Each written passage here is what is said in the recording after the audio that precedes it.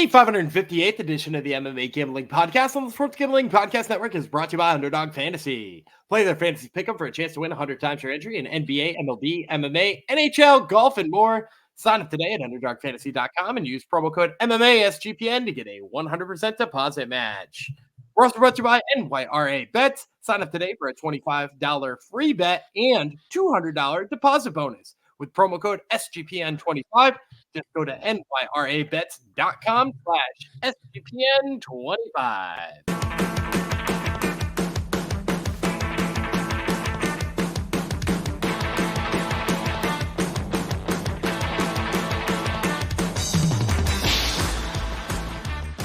Howdy ho, degenerados. Welcome to episode 558 of the MMA Gambling Podcast on the Sports Gambling Podcast Network. This one's going out to King of the Streets, Manel Cape. His DNA not good enough for this fight card, Sally. Thank you for coming to the show. No, actually, last week's fight card, or this one for that matter. Thanks for coming to the show. I'm Jeff Chalks Fox. Speaking of chalky, we got the main card, a portion of UFC 301 come down here. Pantoja versus Erceg. Bet you didn't expect you were going to hear those names, at least one of those names in a UFC pay-per-view main event this soon, but there you go. This is going down in Rio de Janeiro, Brazil. This is our third podcast we've done on events in Rio this weekend. We did an LFA podcast a few episodes ago. Yesterday we did our UFC prelims, early and main prelim episode. And today it's all about the main card, the pay-per-view portion. They expect us to pay $70 or whatever for this here fight card. We're going to do all that today, but that's not all. We got our locks, we got our dogs, we got our props, and we got our Hungry Man Jong Superfan Parlay. If you wonder what that is and you're new to the show, first of all, welcome. Second of all, hang in till the end and you will find out what all those words put together mean. All right, let's bring in my co-host here, co-host with the Mo-host. See if he agrees with me that we got some very unfortunate lines, at least to start off the main card portion of this here event. That would be Daniel Gumby-Reeland. Hello. Yeah, it's chalky. I think you can get down on some props and make it worth your while, but from as far as money line is concerned, which here at this show, that's what we talk about mostly. The money lines are mostly pretty chalky here for me. Unless you like your minus 500 plus favorites, then this is the fight card for you. One positive main event, co-main event, those odds are a lot closer than the ones that we are kicking things off with. This fight card, all Brazil versus the world. I don't think we have any Brazil versus Brazil fights on it, do we? No, it's all Brazil versus another country. So this is what UFC would do this every once in a while in the olden days, like Brazil versus USA. They don't really play it up now. I'm sure the crowd will. Every fight, someone will be told that they're going to die, which is always a fun atmosphere if you're not the one being told that you're going to die. So this would be in the Junés Arena. I swear it's called something different now, or at least according to Wikipedia, it's called Farmacy Arena in Rio de Janeiro. So I don't want people to... Why not? Is it the same building though? Perhaps. It's probably just naming rights. Yes, it's just naming rights thing. So it's Farmacy now. So I just don't want people to get lost. If people are in Rio wandering around going... And they're using us for NapQuest? Yeah, they're using us for, instead of GPS and in their phones, they're using us. They're like, they told me it was that arena that doesn't exist anymore. So yeah, this is that, whatever I just said. Farmacy. All right. Let's kick things off, shall we? This is the main card, like I said, pay-per-view portion. If you're lucky enough to live in one of the regions where they expect us to pay for this event, this is a 10 p.m. Eastern start time. And we're going to kick things off with another fighting nerd. I called him the spokesman of the Fighting Nerds. Does he have an official title in the Fighting Nerds? He's just part of I mean, he tries to say that he's the same as everybody else. Yeah. He actually doesn't like that people put him on a pedestal because he speaks so highly of all of his teammates, and there's so many good ones too, including, if you're listening to this, tune into LFA, Icaro Brito, who's probably about to do some gnarly things. Yep. Of course, we were talking about Caio Borralho. I was just making sure he's not like a coach or a co-owner or anything like that, right? He's just at least not at this point. So, all right. He is a friend of the Top Turtle MMA podcast, which means he's a friend of ours. All right, let's kick things off. So is the man he's fighting, though, Paul Craig. Scotland versus Caio Borralho. Brazil, 3 5-minute rounds at middleweight. Fun matchup. We'll start with the Bear Jew, Paul Craig. That's his nickname, folks. I'm not calling him. I don't even know what a Bear Jew is. He won't tell anyone either. He has never told anyone, right? He didn't tell you. I don't think he's ever told anyone, has he? Publicly. Not to my knowledge, although I will say it's from a movie. It's from Inglourious Bastards. So I seen it. I think it has mostly to do with that. Oh, Jeff hasn't seen. Go figure, eh? Go figure. That could be a different podcast. What hasn't Jeff seen? It could be. Exactly. All right, Mr. Craig. 17-7-1, 4 knockouts, 13 submissions. Excuse me. He has finished everyone. He's been knocked out 4 times, submitted twice. So this man owes his rounds. And it's about damn time. He's fought 25 times in MMA. He owes his rounds by now. 9-7-1 in the UFC. 1-3 over his last 4. Got submitted in his last fight. Predominantly he has fought at light heavyweight. Now he's down at middleweight. He's got multiple regional championships on his mantle. Correct. Get the shirt. sportsgamblingpockets.com/store. Get sticky with it. Did you see some sticky people are sneaking through into the Discord again? Did you notice that? Sneaking. Yeah. I'm fine with that. It almost feels right. Yeah, exactly. Maybe they'll mention another fun catchphrase for us to say. All right, Craig, 2013 pro MMA debut, a BJJ champion, 5 inches of height, an inch of reach over Borralho. He's been outstruck, in the UFC by 0.44 strikes per minute, plus 440. No respect for the veteran. Kai Borralho, the natural, 15-1 with 1 no contest, 4 knockouts, 4 submissions, never been finished in a fight. 5-0 in the UFC, 1-0 contender series as part of a 12-fight winning streak, and he's 14-0 and 1 no contest over his last 15 fights. He has not lost a fight since July 2015. He's fight down at welterweight, up at light heavyweight. Was a regional champion, 2014 pro MMA debut. 6 years younger than Craig, better striking stats, more active landing strikes, better grappling stats. And he has outstruck his UFC and contender series opponents by 0.75 strikes per minute. He's at minus 550. I kick off the main card normally to make things fair. Give me Ohio, obviously, in this fight.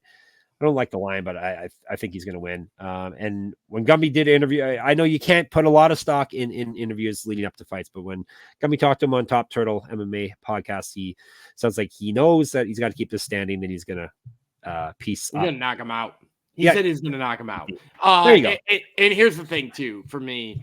I think even if he does choose to go to the ground, I think he can do all the things that Brendan Allen did. I don't think Brendan Allen did anything that Kai Borralho can't. Between the pressure and his ability to stay out of submissions and like choosing not to be in those grappling exchanges early in the fight until you've worn Paul Craig down. I also am questioning Paul Craig's cardio at middleweight because it looked like he quit in that Brendan Allen fight. And he's getting older. And Kai Borralho, I think also, speaking of things that people are forgetting about, Kai Borralho is low-key kind of a great striker. Mm-hmm. If you go back to his 2 fights on Contender Series, and they did make him fight twice on Contender Series, which is wild. First of all, he beat Aaron Jeffrey largely in a striking fight. And a lot of people talk about Aaron Jeffrey as like being deserving of the UFC and like needing a shot in the UFC. And like, he is a great talent. And Kai Borralho beat him on the feet. And then you follow that up. He fought Jesse Murray, not particularly a great striker, a guy who likes to grapple. And he beat the hell out of him on the feet and knocked him out. And like, I think people forget that when Kai Borralho came to the UFC, because he's Brazilian, people are like, oh yeah, jiu-jitsu. But like, he came into the UFC with a couple of big striking performances. I think we can see another one here too. So yeah, I love Kai Borralho. Yeah, negative 550, not run into the ticket counter with it. But I'm still picking him here. Yeah, Gumby subtly, like he likes to do, corrected me misspeaking. I misspoke about misspeaking. I said 1-0 in Contender Series. It was 2-0. You're correct, Gumby. Just like you gently say fighters' names correctly after I Kovalkiewicz. Kovalkiewicz. I already did it yesterday. We're done with that, but we're not done with the playoffs. NBA and NHL playoffs are going on, and so make sure you tune in all week, all next week. Keep going until we got another month and a half of hockey and NBA playoffs. NBA gambling podcast, hockey gambling podcast. They got episodes to get you locked in so you can win while you watch all this exciting playoff action. And it's Derby week on the Sports Gambling Podcast, main podcast. So tune in as the guys get you ready for the most exciting 2 minutes in sports. All right, let's break down the next fight, shall we? And it's going to be, we're sticking with middleweight. We're sticking with Brazil versus the world. Michel Pereira versus Ihor Potieria, who he is from the Ukraine. 3 5-minute rounds, as I always like to say. I'm going to say that about every fight except the main event this week. Duelist is Potiera's nickname. He's 21-5, 9 knockouts, 7 submissions. He's been knocked out 4 times. So he's taking this fight on short notice. Warning, warning. Danger, danger. 2-3 in the UFC. Win, loss, loss, win, loss. That's the pattern we got going here. Missed weight in his last fight. Keep that in mind. This is a short notice fight for him as well. He used to fight up at light heavyweight before. He also used to fight at 165 pounds. The fabled weight class, 165. 1-0 contender series, 2 inches height, 2 inches of reach over Pereira, 3 years younger. He's outstruck his opponents in the UFC and contender series by 0.18 strikes per minute, plus 5'10". I told you we got some fun lines, kick things off. Pereira, there's a reason why the line is like this. He's a demolidor. It means he demolishes things, right? That's correct. Like I demolished the English language. He's 30-11 with 2 no contests, 11 knockouts, 8 submissions, knocked out once, submitted once. So very, very durable, to say the least here. 8-2 in the UFC. He's on a 7-fight winning streak. Before that, he lost two straight fights. So he's really turned things around. 2 straight wins have come via finish. He's not lost since February 2020. He used to fight at welterweight. Missed weight in that weight class. No, he is a middleweight. Was a regional champion. 2011 pro MMA debut. Better striking stats. Better grappling stats than Potieria. He's outstruck his UFC opponents by 1.44 strikes per minute. I need a drink of water, so I'm going to finish up by saying he's minus 599. Ouch. Yeah, so first of all, he's turned things around since those 2 losses. It's important to remember that one of those losses that was just that he beat the hell out of Diego Sanchez too hard Yes. and eventually landed an illegal knee. And the other one was he fought Tristan Connolly on short notice, wasn't prepared for a wrestler and tired himself out and wound up losing a grappling decision. Since then, man possessed. Pereira went in there and beat the hell out of Andre Petrosky, and we're talking about Potieria, whose only wins are Robert Brysick and Shogun, a very aged Shogun. I don't think he's UFC caliber, if I'm being completely honest with Potieria. I think they're giving Michel Pereira a chance to do whatever he wants in there. And if you stay tuned for the Hungry Man Jong Parlay, you'll find out more about what exactly I think he's going to do in there. Oh, my goodness. You're going to be very specific, are you? I'm going to be so damn specific. He's going to hit a moonsault in a hurricanrana. He used to do stuff like that. I don't think he does that anymore. He's chilled out.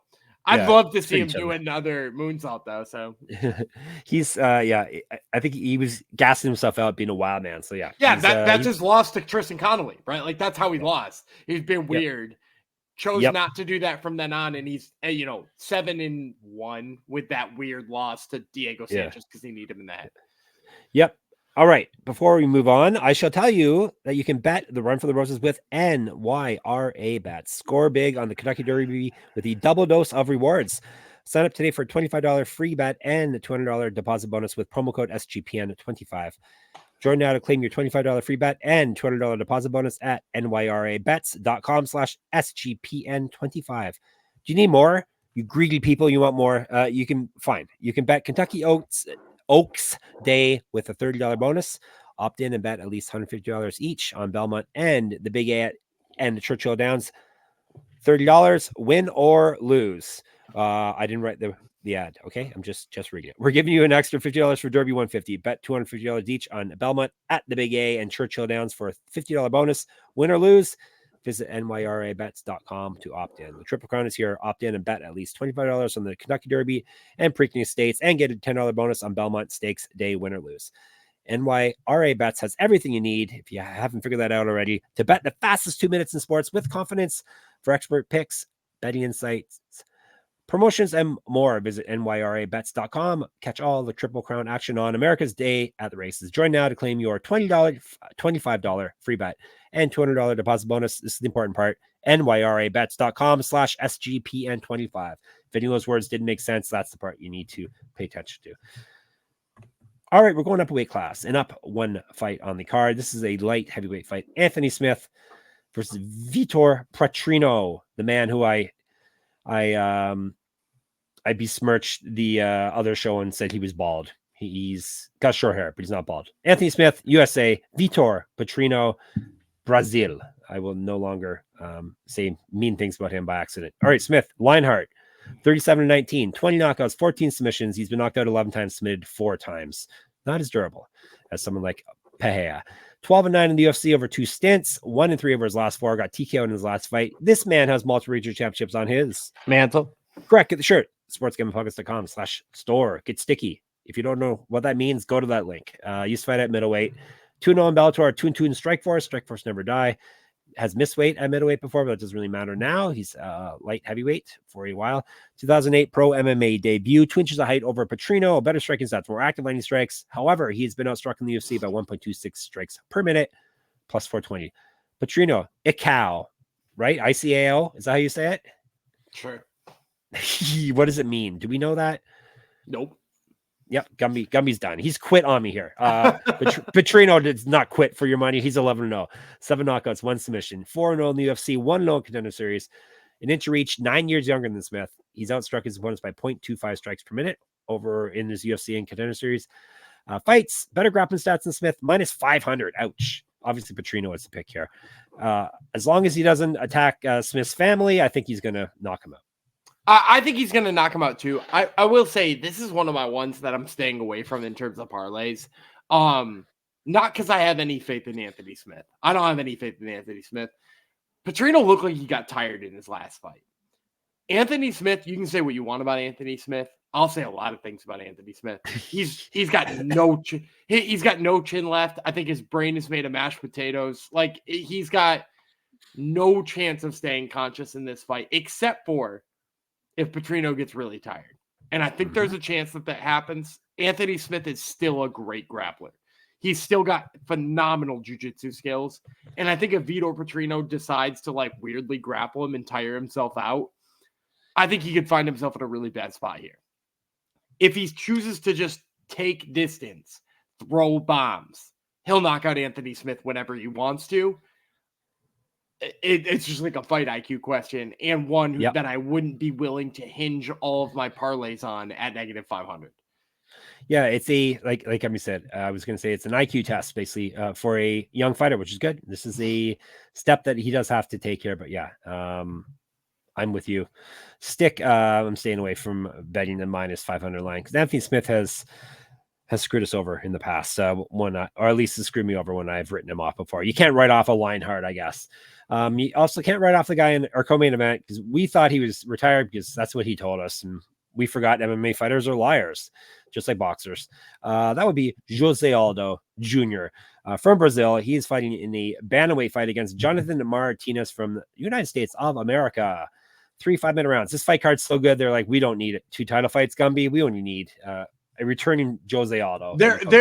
I don't think they're going to sell very many pay-per-views on this one. Because it's not a stacked pay-per-view card.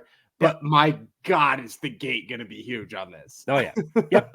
It shall. Yeah, this is for the Brazilians for sure. All right, Junior Aldo, 31-8, 17 knockouts, 1 submission. He's been knocked out 4 times, submitted once. 13-7 in the UFC. Used to be the champion, but up at featherweight. Because yes, he did fight at featherweight and lightweight. Lightweight is where we all assumed he would end up at the end of his career, but no, he's made a successful drop to bantamweight. He's gone 3-1 over his last 4 fights, but he did lose his last fight. That was back in August of 2022. Then he retired, quote unquote. He's not won a fight since December 2021. Was 8-0 in WEC. WEC never die. We love WEC around these parts and the champion there. We should have a spin-off podcast where we just watch old WEC events. And all right, if people want that, let us know. We'll make a Patreon. We'll watch every WC event. If you get the subscriptions up to 1,000, we'll do it. Oh, really? Okay, you're paying me to do it then, because I was going to do it for money, and now you want to do it for free. All right, we'll talk. No, if we're up to 1,000, that is money. That's true. Yeah. That's true. All right, WC was great. Frank Mir actually was a good color commentator too. So there you go. So yeah, he was on a very long winning streak, this Mr. Aldo guy. Not undefeated because he lost early in his career. 2004 was his pro debut. He was BJJ champ, 1-0-1 as a pro boxer.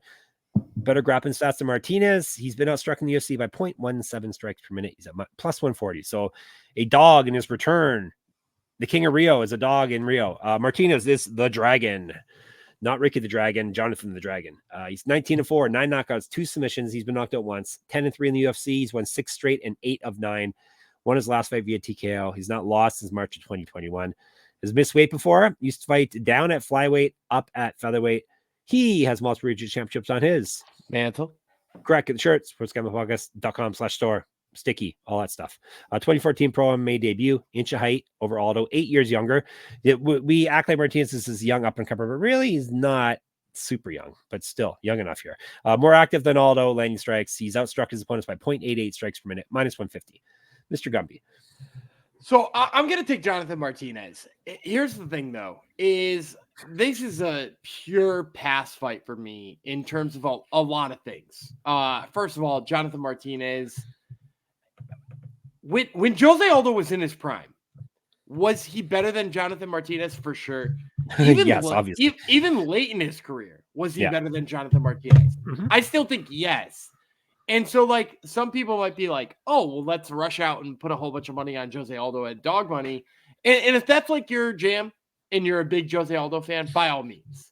But I can't get behind betting a guy who I think is trying to fight his contract out so he can box. Oh, yeah. You know what I mean? Like, he said that. He's right, basically saying it. Yeah. He doesn't want to be in the UFC. So or MMA. He said he's not looking at any other MMA promotions either when he's done. So, yeah. So, like, he is not out here trying to, like, make a move up the divisions. He's out here trying to fight out a clock. And not that he probably still doesn't want to win in Rio, and not that he still probably doesn't care about doubling his paycheck and all those kinds of things. But you have to ask what's in it for him on top of that, right? Like, because this is not for him anymore. And Jonathan Martinez is a good enough opponent where I'm like, if he's not motivated, Jonathan Martinez will make him pay for it. If for some reason he comes in motivated, though, which, like, you know, how can we handicap that? How can we handicap where Jose Aldo's head is at this point? I think he could beat Jonathan Martinez. I'm just going to say I'll take Jonathan Martinez thinking Jose Aldo comes in not giving a shit. And that's why officially for me, no play. I'll say, you know, I don't want any part of this line, but I think Jonathan Martinez wins. Yeah. Do you really want to pick against Jose Aldo in Rio too, as well? Like you never know. Oh like, yeah, get like weird judges scorecards. Oh, that too. Yeah, of course. But yeah, he's surprised us before, like with his middle rate run. But yeah, everything is pointing to Jonathan Martinez. So you would think that would be the case. You would hope that would be the case, but we shall see. All right. Main event time, Gumby. Someone just told me I messed up one of my articles, so now I'm distracted, but that's okay. We'll soldier on. Imagine me messing something up. Can you imagine that? Can't. No comment.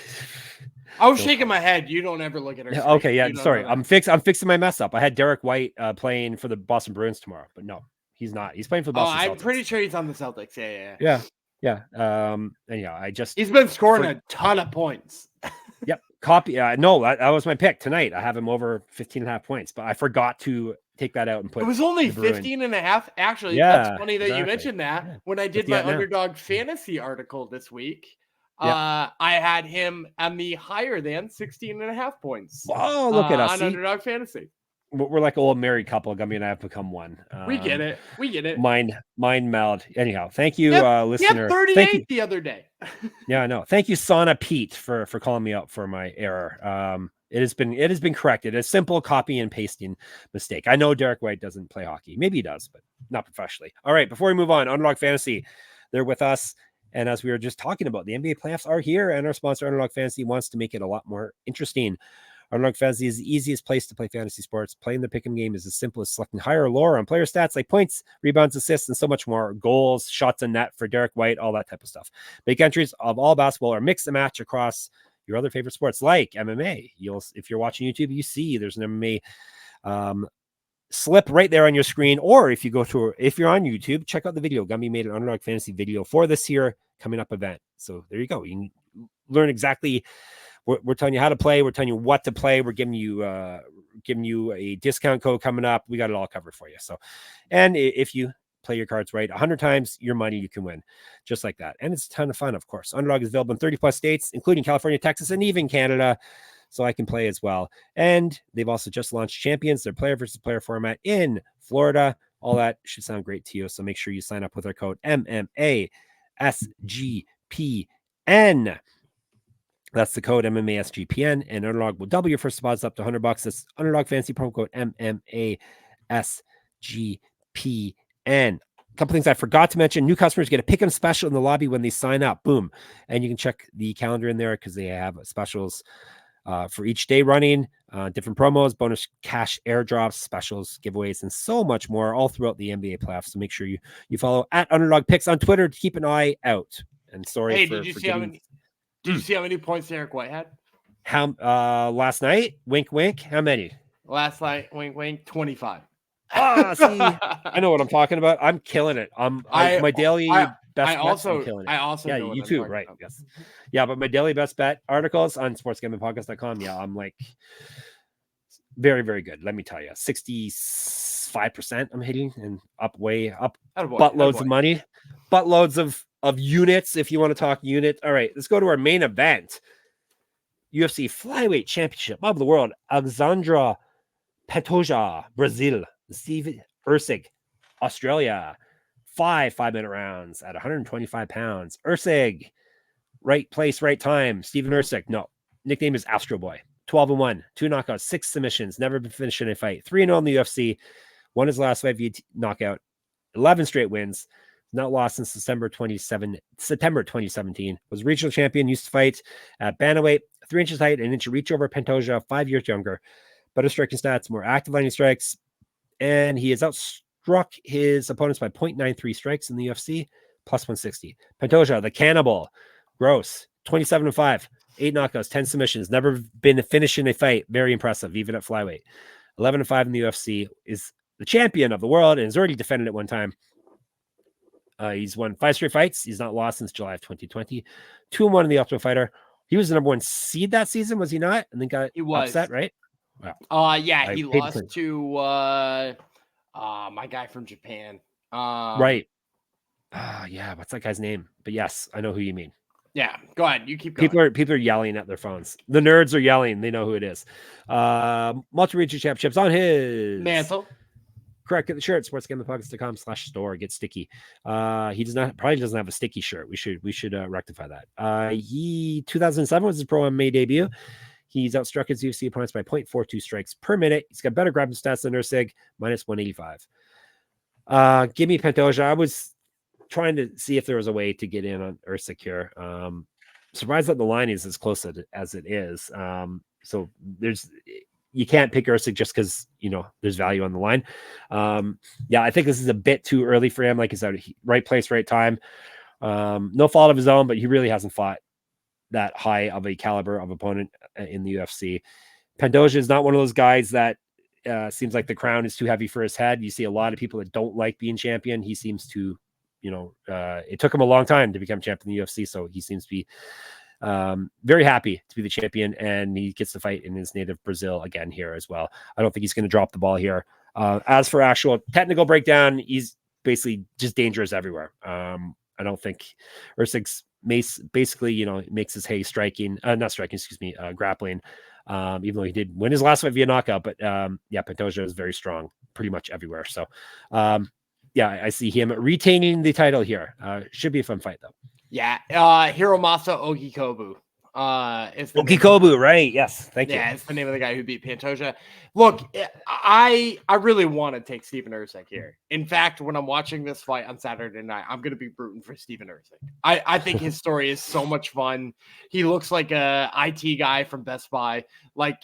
There's so many reasons to think that this guy would be a really fun champion. But the bottom line is that everything I like about Steven Erceg is not suited to beat Alexandre Pantoja.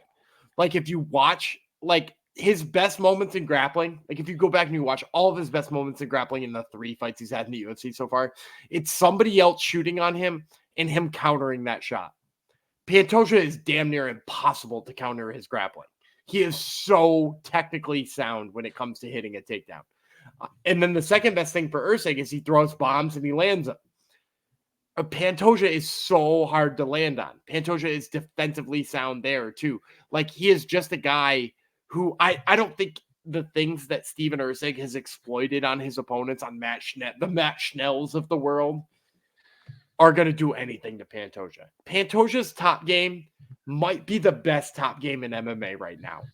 And I don't say that sparingly. I mean that in terms of him being compared to Islam Makhachev. I mean that in him being compared to, I guess there's not a lot of grapplers who are at the top of the game right now. I mean, like Arman Sarukian, I guess, or, Ilya Tapuria or stuff like that. His top game, once he's on top and he's hurting you and he's positionally on top of you, I don't know that there's anybody better in the UFC right now. And for Erceg, a guy who scrambles and counters those positions, it's just not a play. If Erceg came in here at plus 300, plus 350, plus 375, I'd probably talk myself into it here. I just can't. I think Pantoja is going to steamroll him.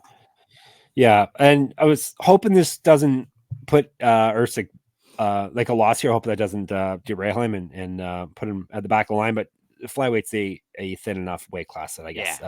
He'll go beat. We'll take a heck of a lot. He'll go beat Tim Elliott and he'll be right back. Yeah, exactly. And as I always say, it's right place, right time a lot of times. And here, if he's available for a title fight, he just happened to be at his. I read he was at his kitchen table eating some KFC when they, baby when they interviewed him for the fight, or when they offered him the fight. So maybe that's the key to getting title fights here. All right, let's recap. We agreed on everything this time. So yeah, very chalky for Gumby. That means as well. Pantoja, Martinez, Petrino, Pereira, and Borralho in the opener. So all right, all favorites. Sorry, but hey, well, we're obligated to give you winners here. All right, we're gonna give you some. Don't go away yet, you people waiting to flip off. Locks, dogs, props, and Hungry Man Jog Superfan parlay. I think it's your turn to start. Anyhow, you can start regardless. I'm ready, regardless, though, for a change. I am ready. The one I really like here is Drakkar Klose. Yeah, me too. I mean, don't get me wrong. I think Joaquim Silva is great at jiu-jitsu. I just don't think he can get it there. I think Klose is too tough to take down. And in addition to that, like I said, if he had knocked out Beneil Dariush, we'd be talking about this guy as a top 10 lightweight right now. And he was damn near close to doing that. So I'll take Drakkar. Yeah, me too. So if that's yours, I'll then bounce back with, for my dog of the week, I'm going to take Ernesta Caracate. Me too.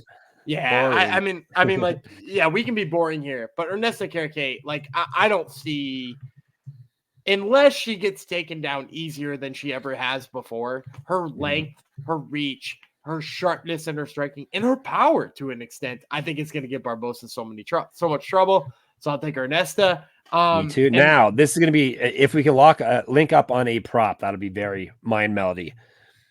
I've got a good one, and maybe I can sway you to it, even if you. I got a good one too. Motebek Arobai? No. Okay, so we're going to be different on our. That's good. Motebek Arobai inside the distance. Okay. I think Elvis Brenner survived a absolute storm in his last fight. Was this close to being finished, and as I said on yesterday's episode, you don't get that close to being finished against Motebek and not get finished. He's finished everyone except one win he didn't finish. Yeah. In Orobai's or inside the distance prop, you don't even have to pick KO or sub, plus 200. Oh, fantastic. I mean, like, just get in on that. Like, I think that's a steal. It is a steal. We're stealing money. All right. I have a different one. Even bigger, actually, now to look at it. Kai Borralho via knockout or TKO, plus 250. It's a fantastic number for a guy who's looking to knock out a guy who is a BJJ specialist. So, all right. Recap. I had that on my list of ones I was going to possibly use in the Hungry Man. There you go. We both have Klose. We both have Carrot Kate. He has Orobai inside the distance. I have Borralho via knockout. All right. Hungry Man Jog Superfan parlay. It's a 2-fight parlay that when it hits is going to win us big money, at least plus 1,000. Yeah. So I'm going to start with Drakkar Klose's knockout prop. I know we just took him on the lock, but as you said on yesterday's episode, Joaquim Silva has been knocked out a bunch of times. He damn near knocked out Beneil Dariush. His KO prop right now is plus 205. Not a bad number for me in terms of starting one of these. And I'm going to pair that with something I teased earlier in the episode. I said I was going to take Michel Pereira, and I said I was going to take him in a particular way. Michel Pereira went out there last time, and it was so obvious that he was like, I need this submission, and I need this submission right now. And he stunned his opponent and immediately took his back and submitted him. I think this is the new Michel Pereira, where he's like, I'm Brazilian and I get submissions.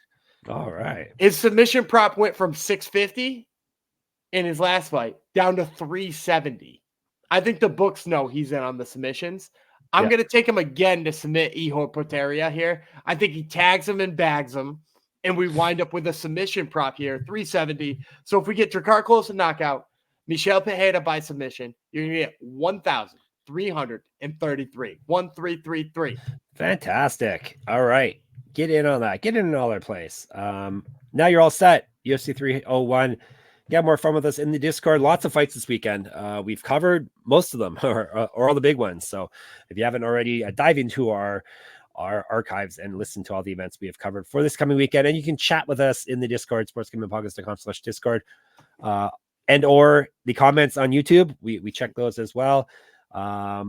Twitter, Gumby runs that for us. He's SGPN MMA is the account. He's at Gumby Vreeland. I'm a Jeff Fox writer. Obviously, subscribe to us on YouTube from all your accounts and all of your family's accounts. And what else can you do? You can listen to Top Turtle MMA podcast. Gumby interviews Kai Bahayo on it, and he interviews the guy whose name I don't feel like saying again. Mate Sarakadidze. It is fun though. Mate Sarakadidze. So listen to that. Get in my Substack. You can take our advice and win my pick'em contest in there for free. It's free to play. Prizes aren't free. You get actual prizes that you don't have to pay for if you win. So UFC 301, that pick them. That's at moneymma.substack.com. And the sportsgamblingpodcast.com is the spot for all our writing and all our links to all our discounts and all our giveaways and all our podcasts and all that good stuff. Sportsgamblingpodcast.com/store obviously is the spot to go to get cool swag like we like to wear. Sportsgamblingpodcast.com/Patreon so we can crush corporate gambling. All right, Gumby, bid the people farewell. All right, I'm Danny Gumby Vreeland. He's the king of Kitchener, Jeff Fox. And we will see you on Sunday.